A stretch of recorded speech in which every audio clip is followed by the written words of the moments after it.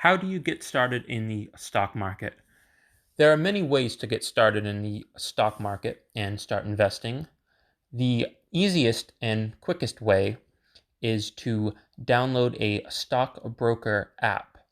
Now, there are various stockbroker apps. The one I prefer for beginners and the one I use is called Robinhood, and I will leave a link below in the description where you can download it and get a free bonus stock for signing up.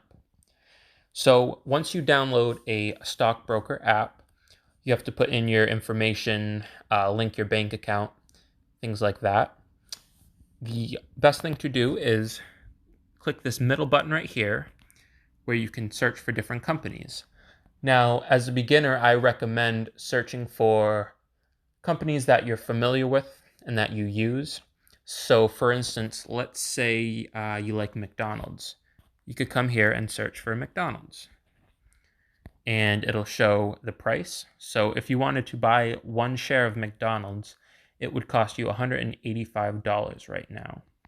And if you did want to buy it, you would hit this trade button, click buy, and you would how many shares you want. So if you just want one, you could do that. If you wanted 5 shares, you could see it would be almost $1,000 if you wanted 5 shares of it.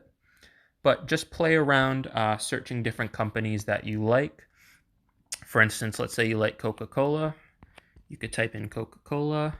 You can see that's going for about $50 per share. And again, you could buy that if you want to. So that is the easiest way to get started in the stock market.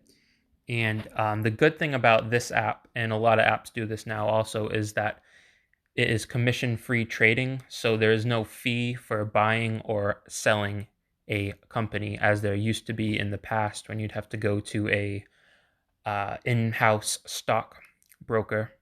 So with the online app, there is no fees like that.